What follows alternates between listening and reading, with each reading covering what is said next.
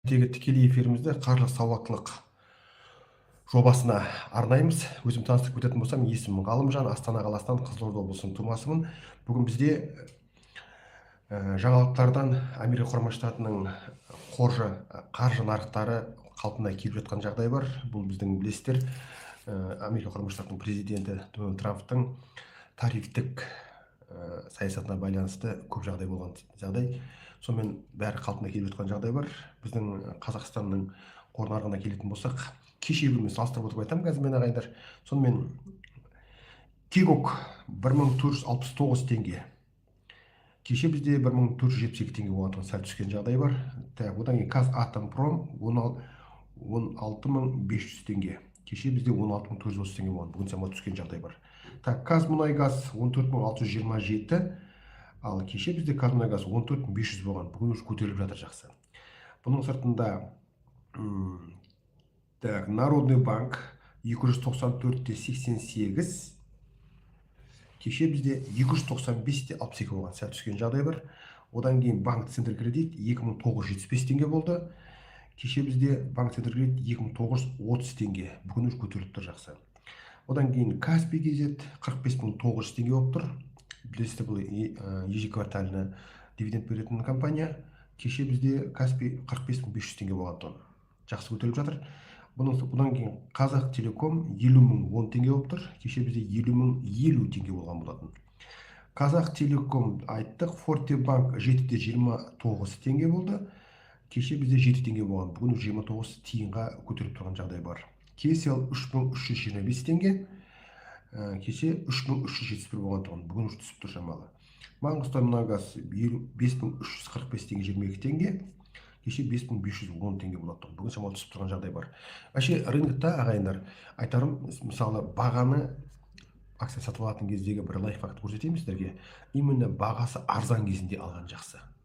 Сіздің енді ойыңыз міндетті түрде бағасының акцияның құны көтеріліп тұрған жақсы, және оның жыл сайынғы дивиденд алу болса пайдасы, мысалы сол жерде сізге міндетті түрде керегі ең бірінші оның бағасы арзан болып тұрған кезінде алған жақсы. Өйткені көтерілу оңайда.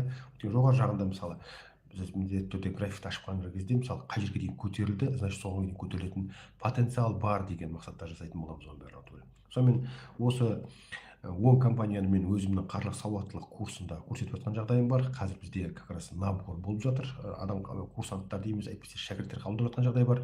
51-ші топқа міндетті түрде келіп қатысып, сабақ тегін, бір апта оқисыз. Кәдімгідей өстіп күндік сағат 12-де осылай біз шығамыз. Сөйтіп барып барлығына бірдей күндік сабағын түгел береміз да, ал бағдарлама бойынша кәдімгідей қаржылық сауаттылық курсына ең бірінші керек нәрсе не?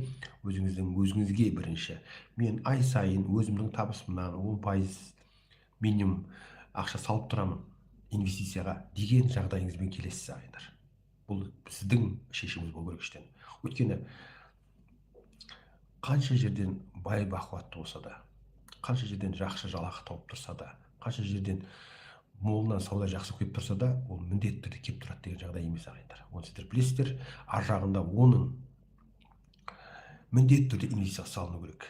Сіз қай байды қарасаңыз да, оның міндетті түрде 20, әйтпесе 50% өзінің тапқан табысының осынша үлесі үнемі неге инвестиция кетіп отырады. Сондықтан бұның барлығы бізде ағайындар инвестициялық тақырыпта біз қазір Қазақстанда көп жігіттер, қыздар жасап айтып жатыр. Бұл біз міндетті түрде өзіміздің өмірімізге қолданысқа кіргізу керек. Кәдімгідей мысалы дүкенге барып үйге продукт аласыз ба? Аласыз ғой, аласыз. Мысалы коммуналдық светке, газге төлейсіз ба? Төлейсіз. Сол сияқты қараңыз болғанда инвестицияны. Сол бір раздел ашасыз да, өзіңіздің расходтарыңыздың ішіне осы расходты инвестиция ретінде салып отыратын боласыз ағайындар. Өйткені мен сіздерге осы күнделікті күнде шоу жасап отқанда, мысалы қаржы нарығы бойынша, сонда мысалы тек қана бұл Қазақстанның қор нарығы, кассе деп айтылаймыз, қор биржасы мысалы, сондағы біздің қазақстандық компаниялар. Бұл тек алғашқы баспалдақ. Бұның ар жағында американский рынок бар, бұның ар жағында ақша базар болған валютный рынок, форекс бар, бұның ар жағында крипто рынок бар. Қазір өмірімізге әбден дендеп кіріп келе жатқан. Сондықтан сіздер қазіргі өмірде именно қаражат жағында, мысалы, сізде міндетті түрде болуы керек навык, әдет қалыптастыру керек. соны өзіңіздің тапқан ақшаңыз бәрібір де ақша тауып жатыр қазір. Жоқ емес, құдайға шүкір, қазір еңбек нарығы бізде баршылық, дені сау кісілердің барлығы бірдей жұмысын жасап нәпақасын тауып жүрген жағдай бар. Сондықтан не істейміз ағайындар? Өзіңіздің тауып жатқан табысыңыздан, ол жалақы, ол пенсия, ол саудадан келіп жатыр, тағы да басқа жағдайлардан келіп жатқан нәрсенің барлығы бірдей сіздің минимум 10%, әйтпесе 20, әйтпесе 30% сізде не істеу керек? Міндетті түрде инвестицияға бару керек. Бұл айналып өтпейтін жағдай ағайындар.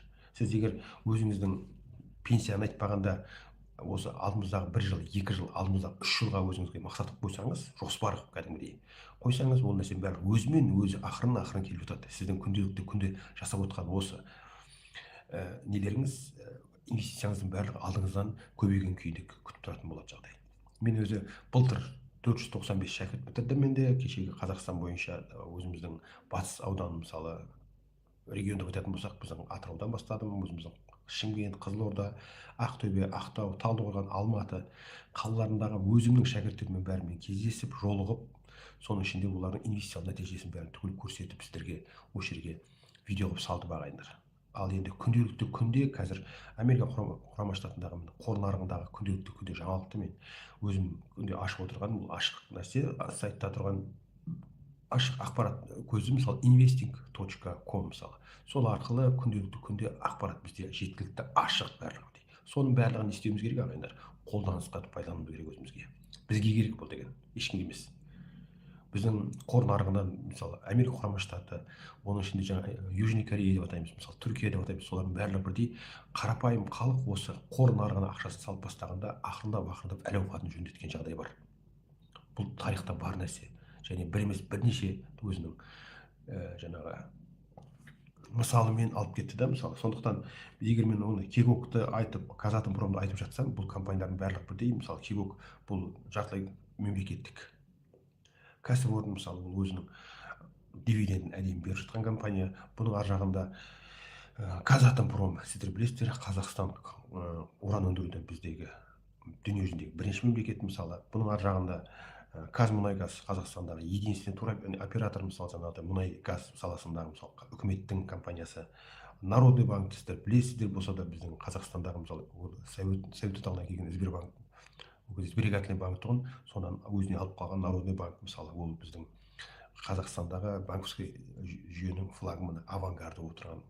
Одан кейін мысалы банк Центркредит, сол ескі банктердің бірі, осы үшеу болатын болса, Народный банк, екінші орында банк Центркредит, одан кейін үшінші Каспий банк болатын болса, осы үшеуі бірдей өзінің обороты, ар жағында развитие сети, филиалдарын бәрі бірдей өте жақсы жасап отқан компаниялар. Үшеуі бірдей банковский сектордан.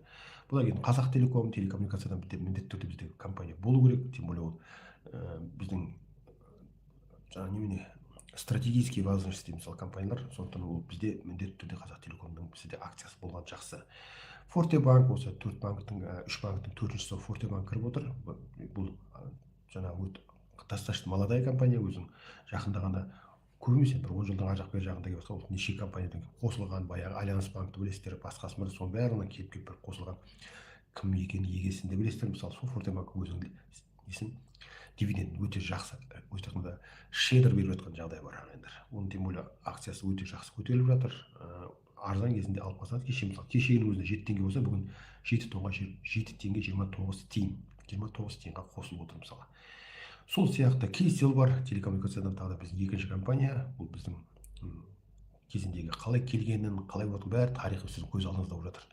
Шетелдік компанияларды сіздерге айтып жатсам, мысалы, оның тарихын басқасы білмейтін шығарсыз, ал өзіміздің қазақстандық компаниялардың тарихын сіз біліп бастасаңыз, ар жағында сізге оңай болады. Өйткені күнделікті күнде ақпарат сізге қазақ тілінде, әйтпесе орыс тілінде, Қазақстанда болғандықтан бізге жеңіл, былай айтқанда доступны да ол жағдайдың барлығы. Бұдан кейін Маңғыстаумұнайгаз, как раз біздің Казмунайгаздан кейін осы екінші энергетика сектордағы компанияның бірі, мысалы, өте жақсы жасап жатыр біздің батыстағы ағайындар, өте керемет. Сондықтан осы компаниялардың акциясын қалай сатып аламын, қалай үйренуге болады деп жататын болсаңыз, менің есімім Ғалымжан, Астана қаласынан, Қызылорда облысының тумасымын. Осында былтырдан бері қаржылық сауаттылық курсын өткізіп, 495 шәкіртті бітіріп, қазір 51-ші топта жасақтап жатқан жағдайымыз бар. Сол сабаққа кәдімгідей міндетті түрде өзіңіздің Народный банкыңыз болу керек. Народный банктың ішінде картаңыз, мысалы, әйтпесе виртуальный картасында қазір тегін беріп жатқан жағдай бар, өзіңіз менеджерге жақындап кетсеңіз болды, қыздар жасап береді мысалы. Сөйтесіз, соның ішінен ашып аласыз мобильді қосымшасын. Мобильді қосымшада кәдімгідей главный деген сияқты тұрған сияқты, бәріміз орысша тұр ғой мысалы. Сол сияқты инвест деген раздел бар, сол инвестке кіресіз де верификация өтесіз, кәдімгідей кассиванкта бетте жүзіңізді оңға солға қарайтыныңыз бар ғой, жоғары төмен деген. Сол сияқты онда да сондай верификация өтесіз да кәдімгідей өзіңіздің шотыңызды толтырасыз. орысша айтқанда пополнение жасайсыз. Жасап болғаннан кейін ішінде инвест шотыңызды толтырғаннан кейін что купить десеңіз болды. Осы как раз компаниялардың барлығы, мысалы 10 компанияның бәрін бірдей алып үйреніп ақырындап минимум 50 000 теңге ағайын. Сіздің ақшаңыз, менің курсым бәрі тегін, сразу айтып қояйын. Ал жаңағы өзіңіздің ақшаңызға өзіңіз акцияларыңызды алып бастайсыз. Бос ақшаны алып тастап бастасаңыз әдемі, оның ар жағында біздің қазақстандық жақсы облигациялар бар, репо деген бар мысалы. Бұдан жақсы кетіп жатсаңыздар, мысалы именно форекстегі валютный рыноктағы жақсы инструменттер бар. Одан кейін криптодағы жақсы инструменттер бар. Оның бәріне білім керек. Сіз міндетті түрде осы кошелектер деп айтайын, инвестициялық платформадағы, мысалы именно халық инвесте, мысалы әйтпесе жаңағы форекстегі брокерлерде мысалы бәрін ашып үйреніп, өзіңіз жаңағы крипто биржалар бар, солардың барлығында бірдей үйреніп ашып жатсаңыз, ар жағында өзіңіз үшін керек болады. Ар жағында өзіңіздің көрші көлең, әйтпесе жора жолдас, туған туысқандарыңызға, бауырларыңызға бәрін көрсетіп, ар жағында балдарыңызға көрсетіп кетсеңіз, сіздің балдарыңыз уже үйреніп бастайтын болса, ертеңгі күні оның алдынан осының бәрі күтіп тұрады. Мектепте оқып жатқан бала болса міндетті түрде бітіреді, мектеп бітірген бала болса міндетті түрде или тұрмысқа шығады, или үйленеді мысалы. Өзіңіз болсаңыз бір саяхатта шығамын деп жатсаңыз, ақшаңызды жинаған жағдайдай кәдімгідей өз ақша өзі әдемілеп көтеріліп тұратын жағдай бар. Бұл инвестицияны түрлерге жетеді ағайындар. Қысқа мерзімді, орташа мерзімді, ұзақ мерзімді деп жатады. Сол мен қазір сізге ұсынып отырған бұл ұзақ мерзімді инвестициялар. Сондықтан ағайындар, да мына нәрсе ұнап жатыр десе, маған міндетті түрде осы видеоның астында как раз сипаттамада, описаниеде как раз менің контактілерім бар. Әйтпесе WhatsApp-қа прямо жазып жіберсеңіз болады. Звондап қажет жоқ. Менде режим пайда тұр, мысалы 877-222-0498 нөміріне хабарласып, қаржы сауаттылық курсына сабақ оқығым келеді десеңіз, ар жағында біз топқа қосып бір апта оқитын боламыз. Тегін тағы да айтамын ағайындар. Сондықтан Алла разы болсын, амандықта жолыққанша сау саламатты болыңыз, әр қазақ бай бақытты болсын. Рахмет назарыңызға.